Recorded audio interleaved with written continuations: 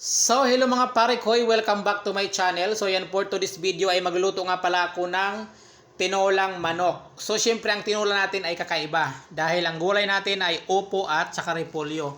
So, syempre ito yung ating manok, laman, may paa, may pakpak, so bawang sibuyas at luya at syempre yung ating mahiwagang kawali. So, mga idol, ito naman yung kawali ko na mahiwaga. Ayan. Mahiwagang kawali. Siyempre, kunti lang yung ating mantika na gagamitin kasi manok itong lulutuin natin. Tinola, ang paborito ng mga Pilipino dyan sa Pilipinas. So, ayan. Tinola ang kakaiba. With repolyo and opo. Thank you for watching at siyempre follow and share at please subscribe my YouTube channel. So, siyempre mga idols, mga koys, mga pare koys, inuna ko nga pala ang luya. So pagpasensya nyo ng kawali ko at paborito ko talaga ito ng kawali mga idol kasi malalim siya. Ito yung paborito ko na kawali kasi malalim. At syempre mga idols, ayan minikos-mikos na natin ang ating bawang sibuyas at luya. Thank you for watching po. Pa-share and follow. So dinamihan ko na nga pala mga kuys diyan ang aking gulay oh. Ayan. Repolyo at saka alam niyo mga idol, napaka-expensive ng ulam ko ngayon kasi halagang 400 pesos ito mga idol sa pera natin. Tingnan niyo oh, ganyan lang siya pero nasa 400 pesos sa pera natin yan. Napaka-expensive ng ating ulam for today. Pero thank you so much po sa mga nanonood dyan. So syempre isasama natin ang patis sa paggisa para mabango. Diba?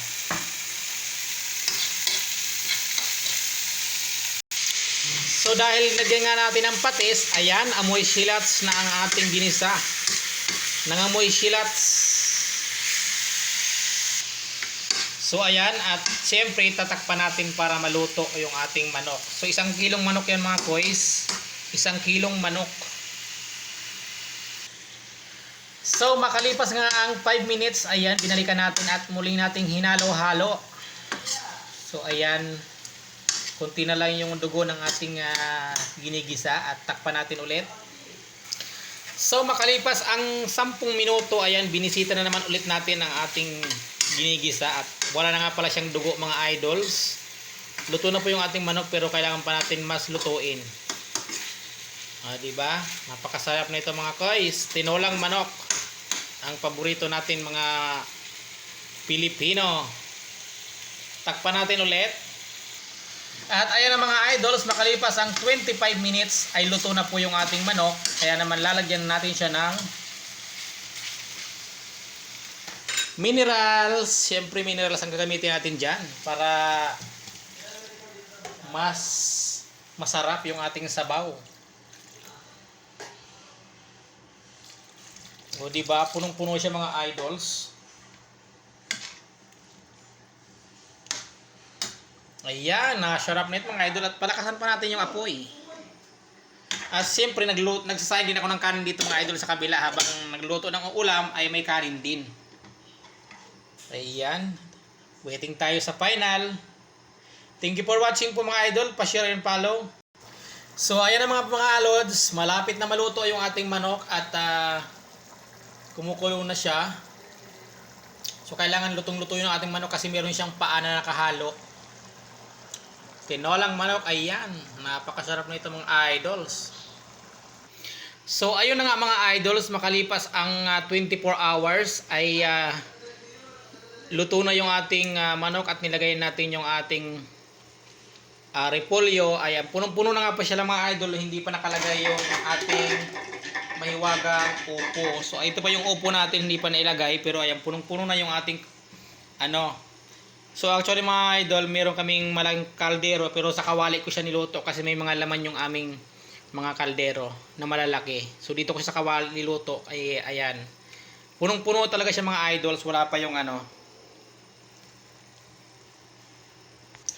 So ayan na nga mga lods, makalipas ang 48 hours ay naluto din ang ating tinolang manok with repolyo and opo. Wow!